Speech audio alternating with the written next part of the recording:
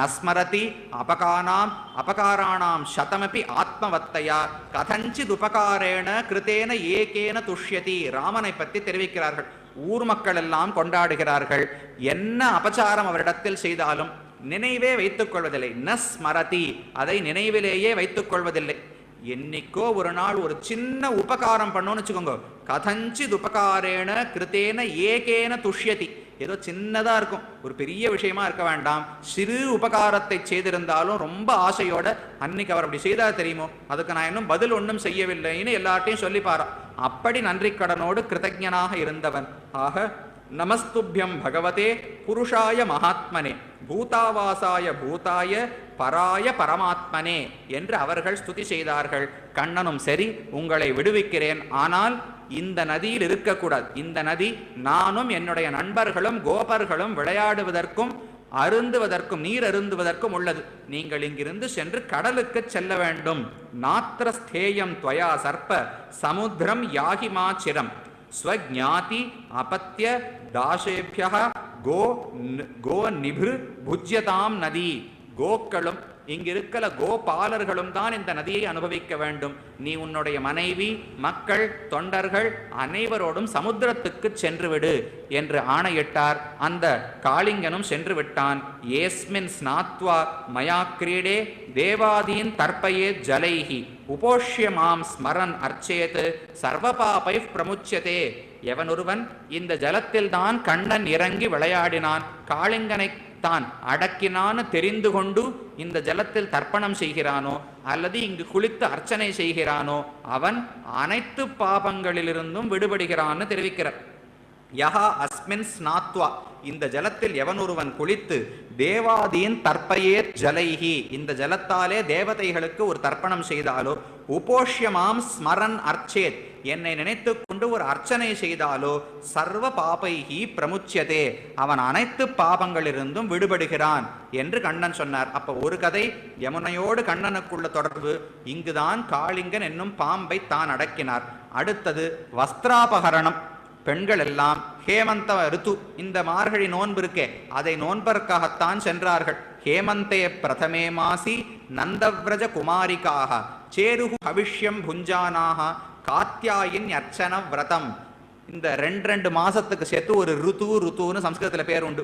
கிரீஷ்ம ரித்து, சரத் ரித்து, அதை போல இது ஒரு சிசிர ருத்துன்னு உண்டு, இது ஹேமந்த ருத்து. இப்படி 6 ரித்துக்களாக ஒரு வருஷம் பிரிக்கப்படுகிறது. அந்த ஹேமந்த ருத்துவனுடைய முதல் மாதம் இந்த மார்கழி மாதம். ஹேமந்தே பிரதமே மாசி நந்தவ்ரஜ குமாரிக்காக சேருகு ஹவிஷ்யம் புஞ்சானாக காத்யாயின் அர்ச்சன விரதம். காத்யாயினி தேவியை குறித்து ஒரு விரதம் செய்தார்கள். அவளை போல ஒரு பதுமையை செய்து வைத்துக்கொண்டு அவளுக்கு அலங்காரங்கள் செய்து அவளிடத்தில் பிரார்த்தித்தார்கள். என்னன்னு? காத்யாயினி மகாமாயே மகாயோகின் யதீஸ்வரி நந்தகோப சுதம் தேவி பதிம்மே குருதே நமஹா. நந்தகோபனுடைய குமாரனான கண்ணனையே எங்களுக்கு நீ கணவனாக ஆக்கி கொடுக்க வேண்டும் என்று பெண்களெல்லாம் சேர்த்து பிரார்த்தித்து கொண்டு அந்த மார்கழி நோன்பை அனுஷ்டித்தார்கள். அதைத்தான் ஆண்டாள் திருப்பாவையிலே அனுகரித்தாள். அப்ப அந்த மார்கழி நோன்பும் போது போய் ஸ்நானம் பண்ணணுமே, குளித்து விட்டுத்தானே தாங்கள் அந்த விரதத்தை அனுஷ்டிக்க வேண்டும். குளிக்க சென்ற போது கண்ணன் இவர்களுடைய வஸ்திரத்தை எல்லாம் எடுத்து மேல மரத்துல போட்டுட்டு தானும் அதற்கு மேல் அணிந்து கொண்டு அவர்களை பார்த்து கேலி செய்தார். நீங்கள் என்ன தவறு செய்து விட்டீர்கள்? உடையில்லாமல் எப்போதுமே குளிக்க கூடாது.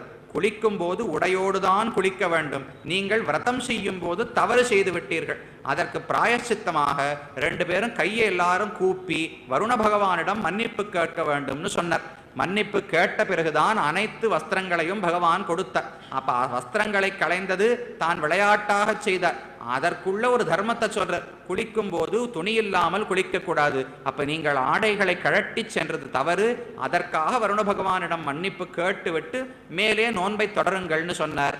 இது இங்கு இருக்கக்கூடிய சரித்திரம். இதே போல கண்ணன் நீராடியதை வைத்து மன்னார்குடியை பற்றி ஒரு சரித்திரம் சொல்லப்படுகிறது. மன்னார்குடி ராஜகோபாலன சேவித்தினால் தாட்டங்க குண்டலதரம் வாம தக்ஷிண கர்ணயோகோன்னு ஒரு ஸ்லோகம். பகவான் ஒரு காதிலே கடுக்கன் அணிந்திருப்பார், மற்றொரு காதிலே தோடு அணிந்திருப்பார். தாட்டங்க குண்டலதரம், குண்டலம் ஆண்கள் அணியக்கூடியது, தாட்டங்கம் என்றால் தோடு பெண்கள் அணியக்கூடியது. பகவான் ஒரு காதல தோடு போட்டுருப்பார், ஒரு காதல குண்டலம் போட்டுருப்பார். எதற்கென்னால் முன்னாடி ஒரு நாள் கோபிகைகளுக்கும் கண்ணனுக்கும் ஒரு போட்டி. எல்லாரும் யமுனை கரைக்கு செல்ல வேண்டும்.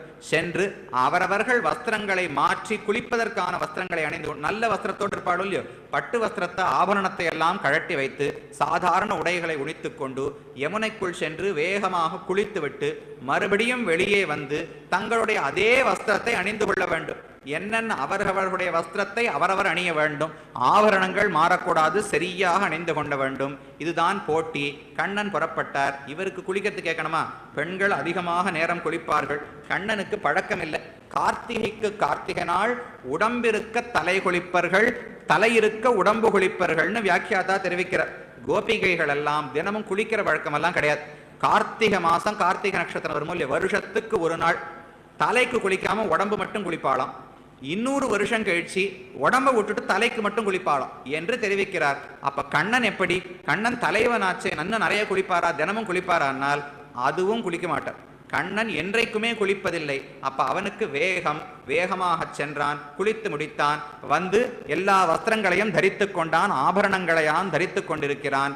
பக்கத்துல யார் என்ன பண்றான்னு பார்த்தான். ஒரு பெண் தான் அனைத்தையும் அணிந்து முடித்து விட்டாள், இன்னும் தோடு மட்டும் அணிய வேண்டும். அவள் அதை அணிந்து கொண்டாள். அவள் ஜெயித்து விடுவாள், தான் தோற்று விடுவோம் தெரிஞ்சது. இனிமே நாம ஜெயிக்கிறதுக்கு வழி இல்லை, மற்றவாளை பிடிச்சி இழுத்துட வேண்டிதான். நம்ம முன்னேற முடியாதுன்னா பக்கத்தில் இருக்கிறவாள் இழுத்துட்டா முதல்ல வந்துடலாமே.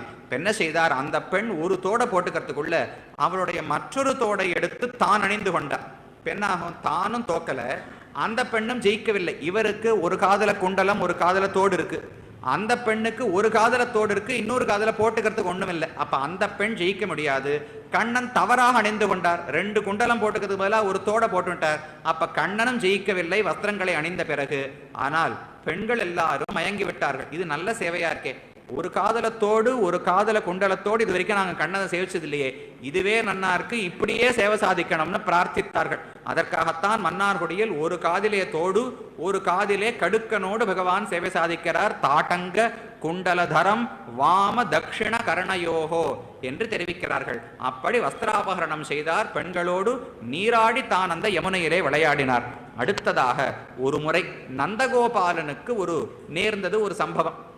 நந்தகோபாலன் ஒவ்வொரு ஏகாதசிக்கும் சரியாக விரதம் இருந்து துவாதசி என்று பாரணை செய்து முடிக்கக்கூடிய வழக்கமுடையவர். அதே போல ஒரு ஏகாதசி சரியா எல்லா தன்னுடைய விரதங்களை எல்லாம் முடித்தார்.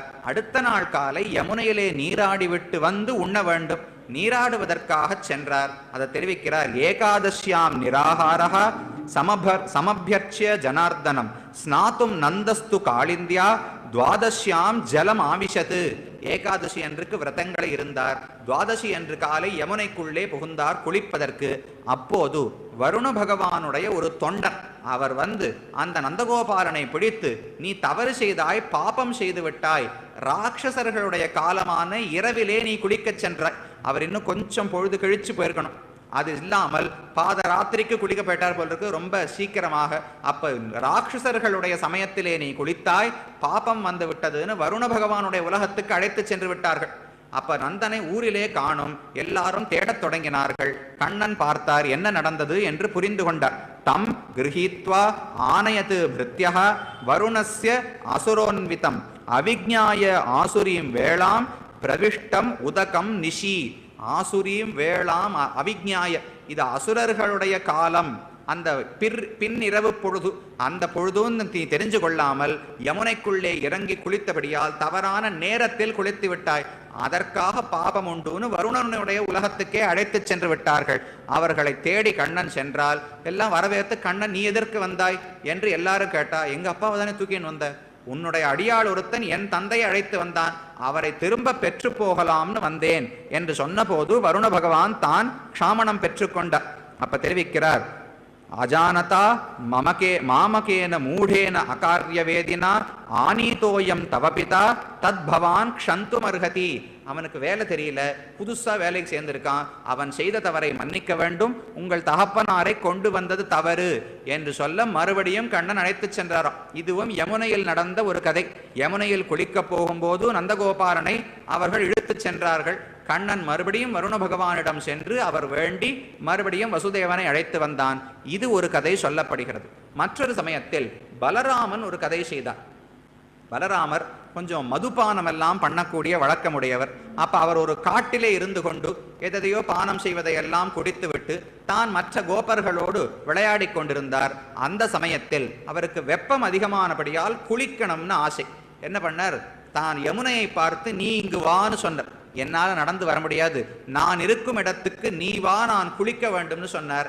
யமுனை கேட்கவில்லை. இவர் கேட்டதுக்காகலாம் நதி பாதையை மாற்றுமான்னு மாற்றிக்கொள்ளவில்லை. இவருக்கு கோபம் வந்தது. தன்னுடைய கலப்பை இருக்கோ இல்லையோ, கலப்பை தானே ஆயுதம், அந்த கலப்பையை போட்டு யமுனையை இழுத்தாராம். அந்த இடத்துல யமுனையுடைய பாதையை பார்த்தீங்கன்னா இன்னைக்கு சேவிக்கலாம். அந்த இடம் இருக்கு, பல்ராம் காட்னு பேர். அந்த இடத்தில் நேரே வரக்கூடிய யமுனை இப்படி வளைந்து ஓடிட்டு மறுபடியும் நேரம் ஓடும். அந்த இடத்தில் தான் பலராமன் அந்த கலப்பையை வைத்து இழுத்தார். இழுத்த உடனே யமுனை இந்த பக்கம் வந்து நீராடினார். அப்படி கொஞ்சம் அகங்காரம் உண்டு பலராமனுக்கு.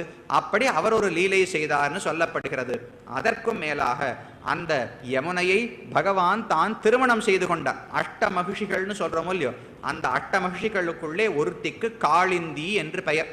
இது வெகு காலம் ஆனதற்கு பிறகு பாண்டவர்கள் எல்லாம் இந்திரபிரஸ்தம் என்கிற அரசிலே அரசாண்டு வந்தார்களோ இல்லையோ, அப்போது ஒரு முறை அவர்களை பார்ப்பதற்காக கண்ணன் சென்றார்.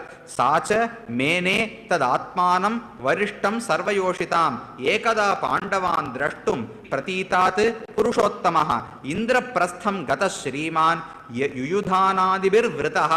தன்னுடைய மற்ற நண்பர்களோடு சேர்ந்து பாண்டவர்களை பார்ப்பதற்காக கண்ணன் ஒருமுறை இந்திரபிரஸ்தத்துக்கு சென்றிருந்தார். அங்கு சில நாட்கள் இருந்துவிட்டு ஒரு முறை அர்ஜுனனோடு சேர்ந்து வேட்டையாடுவதற்காக சென்றார். அவர்கள் இந்த யமுனை கரையிலே வேட்டையாடி கொண்டு வரும்போது அங்கேயும் யமுனை உண்டு. இங்க மதுரையில கோகுலத்துல எப்படி யமுனை உண்டோ அதே போல இந்திரபிரஸ்தத்திலும் யமுனை ஓடி வந்தது. அதே அங்கேயிருந்து மேற்கத்தானே அங்கும் ஓடி வருகிறாள். அந்த இடத்தில் ஒரு இளம் பெண்ணை கண்ணனும் அர்ஜுனனும் கண்டார்கள். கண்ணன் அர்ஜுனிடம் சொல்லி அவள் யார் என்ன என்று சென்று விசாரித்துவான்னு சொன்னார்.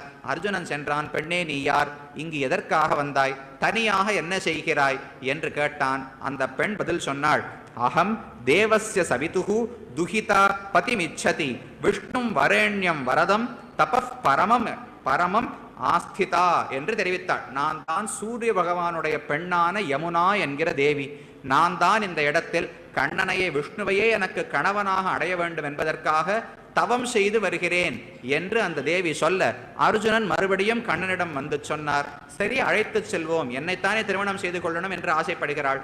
ஆனால் முறையா பண்ணிண்ட அவ ஆசைப்பட்டான உடனே அங்கேயே கல்யாணம் செய்து கொள்ளாமல் அந்த பெண்ணை இந்திரபிரஸ்தத்துக்கு அழைத்து சென்று அதற்கு பிறகு அங்கிருந்து துவாரகைக்கு அழைத்து சென்று அங்கு காளிந்தி என்கிற யமுனாதேவியோடு பகவான் திருமணம் செய்து கொண்டான் என்று பாகவதத்தில் சொல்லப்படுகிறது. இன்னும் ஒரு கதை, பகவான் ராசக்கிரீடை பண்ணாரோ இல்லையோ, எல்லா கோபிகைகளோடும் சேர்ந்து தான் ராசக்கிரீடை நடத்தினார். அப்போது எல்லாருக்கும் ஆனந்தம் அதிகமாக இருந்தது. இன்னும் இப்படியே போயிட்டு இருந்தா ஆனந்தம் தலை முத்தி தங்களுக்கு உயிர் பிரிந்து விடும் என்கிற அளவுக்கு அவர்கள் ஆனந்தத்திலே திளைத்துக் கொண்டிருந்தார்கள். அவர்கள் உயிரை ரட்சிப்பதற்காக கண்ணன் திடீரென்று தன்னையே மறைத்து கொண்டார். அப்போ ராசக்கிரீடை, ஒரு கண்ணன் ஒரு கோபிகை, ஒரு கண்ணன் ஒரு கோபிகைன்னு கை கோத்துருப்பாளாம்.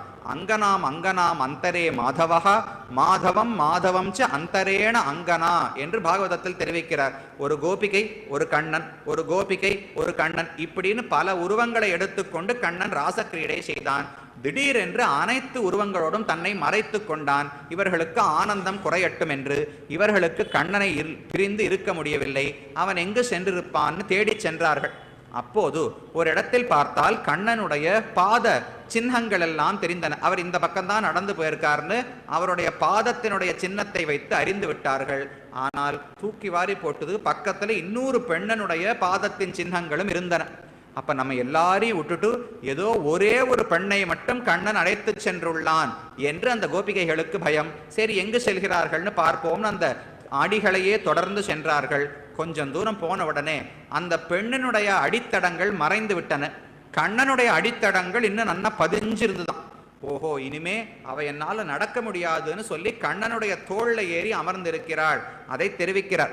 சாச்ச மேனே தத் ஆத்மானம் வரிஷ்டம் சர்வயோஷிதாம் ஹித்வா கோபி காமயானாக மாமசௌ பஜதே பிரியஹ.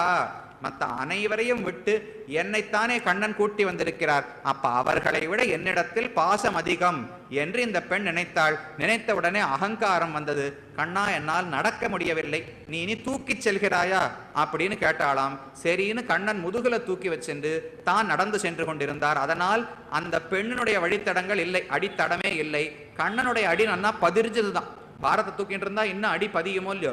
இன்னும் கொஞ்சம் தூரம் அதையே தொடர்ந்து சென்றார்கள். போனா அங்க ஒரு மரத்துக்கு கீழே இந்த பெண் உட்கார்ந்து ஓன்னு அழுதுன்னு இருந்தா.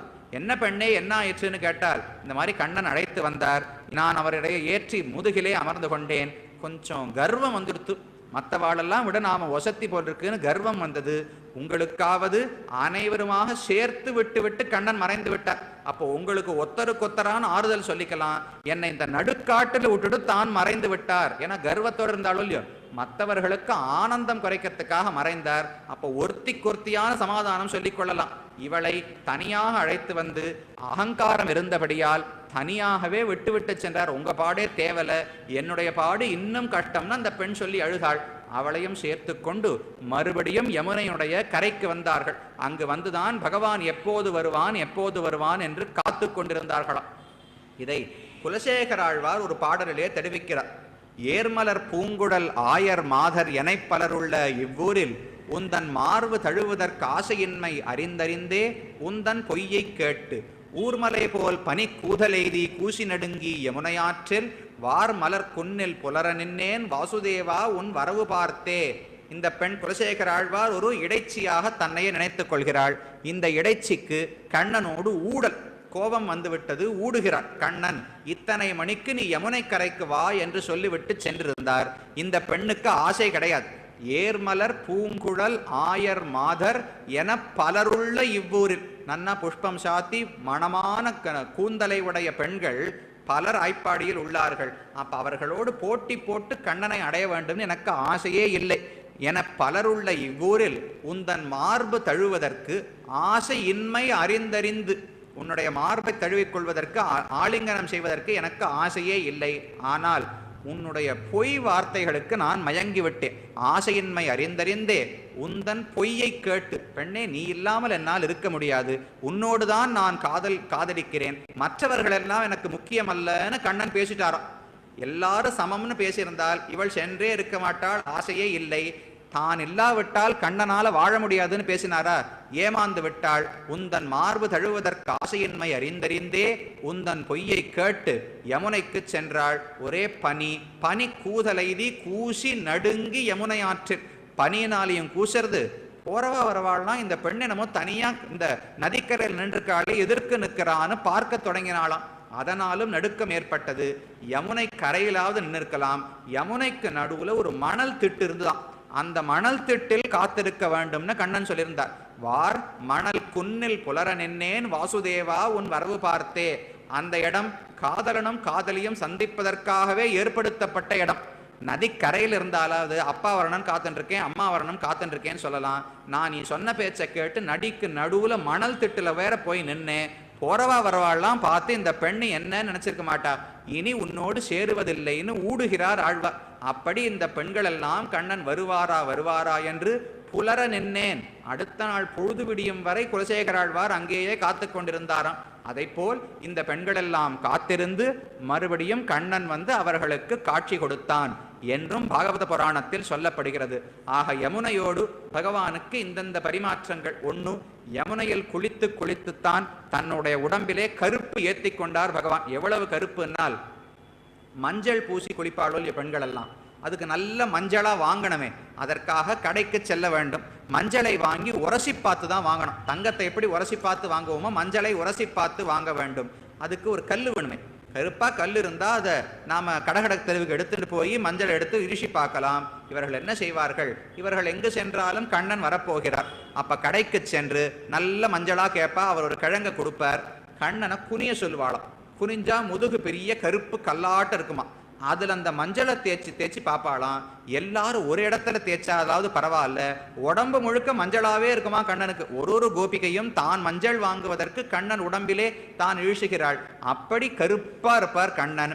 அந்த கருமை வந்தது இந்த யமுனையில் குளித்து குளித்து தான் வந்ததுன்னு சொன்னார். பிறந்தவுடனே தாண்டி சென்றது வசுதேவர். இந்த யமுனையை தாண்டித்தான் கொண்டு போய் கோகுலத்திலே விட்டார். காளிங்கனை கொண்டு மறுபடியும் யமுனையை மக்களுக்காகவும் மாடுகளுக்காகவும் ஆக்கினார் கண்ணன். மேலே பலராமன் அந்த யமுனையைத்தான் கலப்பையாலே இழுத்தார். வஸ்திராபகரணம், இந்த பெண்கள் எல்லாம் மார்கழி நோன்பு நோக்கும் போது அங்குதான் கண்ணன் அவர்களுடைய வஸ்திரங்களை எல்லாம் தான் பறித்து கொண்டார். அவர்களோடு போட்டியிட்டு போட்டியில் தோற்பாமல் இருப்பதற்காக ஒரு குண்டலத்தையும் ஒரு தோடையும் அணிந்து கொண்டு சேவை சாதித்தார். இப்படி எத்தனையோ பரிமாற்றங்கள். யமுனை துறைவன் தூய் நெருசேர் யதிகட்கிறைவன் யமுனை துறைவன் இணையடியாம் கதிபெற்றுடைய. யமுனை துறைவன் இன்னொருத்தருக்கும் பேர் உண்டு. மண்ணு மடமதுரை மைந்தனை தூய பெருநீர் யமுனை துறைவன் கண்ணனுக்கு பேரோ இல்லையோ, அதே போல ஆச்சாரியர்களிலே ஆளவந்தார் என்று ஒரு ஆச்சாரியர், யாமுனாச்சாரியர், யமுனை துறைவர் என்றே அவருக்கு பெயர். ஆச்சாரிய பரம்பரையில் முதல் ஆச்சாரியன் நாதமுனிகள் என்று சொல்லப்படுகிறார். அவர்தான் நம்மாழ்வாரிடத்திலிருந்து 4000 பாசுரங்களையும் உபதேசமாக பெற்றார். ஆழ்வார்கள் இருந்த காலம் இப்போ 5000 வருடங்களுக்கு முன்னால். அதற்கு பின்னால் 3000 ஆண்டுகளுக்கு யாருக்குமே திவ்ய பிரபந்தங்கள் எல்லாம் தெரியாது, உலகத்தில் நடமாடவே இல்லை.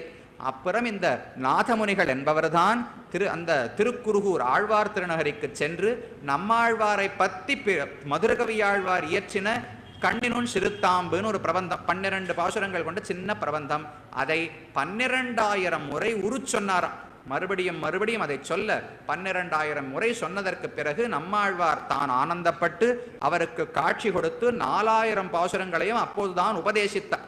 அவர்தான் முதலில் 4000ஐயும் பெற்றவர். அதற்கு முன்னால் அந்தந்த ஆழ்வார் பிறந்தார். அவர் 100 பாட்டு 1000 பாட்டு 500 பாட்டுன்னு பாடினார். அவரவர் முக்தி அடைந்து விட்டார்கள். அனைத்தும் நமக்கு எப்படி கிடைத்ததுனால் நம்மாழ்வார் நாதமுனிகளுக்கு தான் அருளி செய்தார். அந்த நாதமுனிகளுக்கு யமுனையின் பேரில் ரொம்ப ஆசை உண்டு. இங்குதான் பிறந்தவராக, காட்டுமன்னார் கோயில் என்று அவருடைய அவதார ஸ்தலம், அங்கு அவதரித்தவராக இருந்தாலும் யமுனை கரையிலே தான் வாழ்ந்து வந்தார். அப்போது அவருக்கு ஒரு பேரன் பிறந்திருக்கிறான் என்று செய்தி கேட்க யமுனை துறைவன் பேர் வைக்க சொன்னாராம். அதனால்தான் யமுனை துறைவன் யாமுனாச்சாரியர் என்று பெயர் ஆளவந்தாருக்கு. அவரைத்தான் தான் ஆச்சாரியனாக அடைய வேண்டும்னு ராமானுஜர் நினைத்தார். தூய் நெருசேர் எதிகட்கு இறைவன் யமுனை துறைவன் இணையடியாம் கதி பெற்றுடைய ராமானுஜன் என்னை காத்தனனே. தூய் நெருசேர் எதிகட்கு இறைவன். சந்நியாசிகள் எல்லாம் உலகப் பற்றுகளையா விட்டுட்டு தூய நெறியை பற்றுகிறார்களே, அந்த சந்நியாசிகளுக்குள்ளே தலைவராக அவர் சந்நியாசியாக இருந்தார். கிரகஸ்தராக இருந்து சந்நியாசம் பெற்றார். தூய் நெருசேர் எதிகட்கு இறைவன் யமுனை துறைவன் இணையடி. அவருடைய திருவடிகளையே தனக்கு கதியாக புகழாக ராமானுஜர் கொண்டிருந்தார். அவர் என்னை காத்தபடியால் இனி எனக்கு எந்த குறையும் இல்லை. யார் யார் வீட்டிலேயோ போய் எனக்கு வாழ்வதற்கு அவர்களை பொய்யாக புகழ்ந்து செல்வம் பெற வேண்டும் என்கிற தேவையே இல்லாமல் ராமானுஜர் என்னை காத்து விட்டார் என்று திருவரங்கத்தமுதனார் தெரிவிக்கிறார். அப்போ ஒரு யமுனை துறைவன் கண்ணன், மற்றொரு யமுனை துறைவர் ஆளவந்தார் என்கிற ஆச்சாரியன். அப்படி யமுனை பகவான் இருந்து சென்ற இடங்களிலே முக்கியமான ஒரு இடம். இன்றும் நாம் சென்று குளித்து புனிதமாக ஆகலாம். பகவானே தெரிவிக்கிறார், காளிங்க நர்த்தனம் முடித்து இங்கு குளித்து ஒருவன் நல்ல காரியங்களை செய்தால் பாபங்களிலிருந்து விடுபடுகிறான் என்று. அப்படி கோவர்தனம் என்னும் கிரியும் யமுனை என்னக்கூடிய நதியும் மதுரா என்கிற நகரமும் இன்னும் நமக்கு சுலபமான வழிகளாக இருக்கின்றன. கண்ணனை நினைச்சு பார்க்கணும்னால் எங்கேயோ தியானம் பண்ண முடியாது. அதுவே அங்கே இருந்தார்னால் நீங்கள் போய் சேவிச்சு பாருங்களேன். சேவித்து கொண்டு அந்த வீதிகளில் நடந்து கொண்டிருந்தால் கொஞ்ச நாளி போக போக அங்கே ஒரு சின்ன குழந்தை ஓடுற மாதிரியே தோணும்.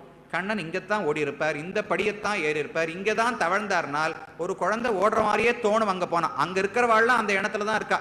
எங்கு போனாலும் கண்ணன் இருக்கிறாங்கிற எண்ணத்தில் இருக்கா.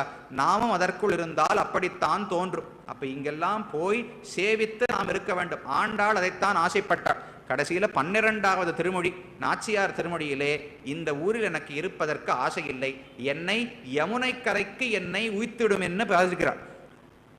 அந்த ஒரு பாசுரத்திலே அம்சை தலத்திடை ஆழி கொண்டான் அவன் முகத்தன்றி விழியேன் என்று. ஆழி கொண்டான் முகத்தன்றி விழியேன். பகவான் சுதர்சன சக்கரத்தை பிடித்த நாராயணனை தவிர யார் முகத்தையும் நான் பார்க்க மாட்டேன். சாதாரண மனிதர்களை பார்த்தால் எனக்கு பார்க்கவே பிடிப்பதில்லை. ஆகையாலே கோவிந்தனுக்கல்லால் வாயில் போகா இங்குத்தை வாழ்வை ஒழியவே போய் யமுனை கரைக்கு என்னை உய்த்திடுமின். இந்த இடத்தில் நான் வாழ்ந்து என்ன செய்ய போகிறேன்? என் மனதெல்லாம் கண்ணனிடத்தில் உள்ளது. அப்ப என்னை இங்கு வைக்க வேண்டாம், கோவிந்தனுக்கல்லால் வாயில் போகா, வாயில்னா வாசல்னு சொல்றோம் இல்லையோ, அவனுடைய வீட்டு வாசலுக்கு தான் என்னுடைய கால்கள் நடக்குமே தவிர வேறு எந்த வாசலுக்கும் செல்லாது. அப்ப ஏன் என்னை வற்புறுத்தி இங்கு வைக்கிறீர்கள்? யமுனை கரைக்கு என்னை உய்த்திடுமே, அங்கு சென்று யமுனை கரையில் என்னை விட்டு விடுங்கோள், அன்னைக்கு கண்ணன் இருந்ததை நான் நினைவு கொண்டே வாழ்ந்து விட்டு செல்லுகிறேன் என்று ஆண்டாள் பிரார்த்தித்தாள். அப்படி நாமும் என்றைக்கோ ஒரு நாள் என்று முடிகிறதோ சென்று அனைவரும் சேவித்து இந்த நல்ல புண்ணிய கஷேத்திரங்களில் நல்ல நதிகளிலே தீர்த்தமாடி பகவானுடைய தீர்த்தம் பட்ட இடம், அவன் வாய்கொப்பளித்த இடம், அவனுடைய திருவடி பட்ட இடம், அவன் மேய்த்த மாடுகள், அவன் உருவாக்கின அவன் தூக்கின கோவர்தனம் என்கிற எண்ணத்தோடு சேவித்து வந்தால் பாபங்கள் எல்லாம் விலகி நல்லெண்ணம் பிறந்து முக்திக்கே வழிவகுக்கும் என்று தெரிவிக்கப்படுகிறது. அப்படி யமுனை துறைவன், யமுனையுடைய ஏற்றத்தையும் கண்ணனுக்கு உள்ள சம்பந்தத்தையும் இன்றைய தினம் பார்த்தோம்.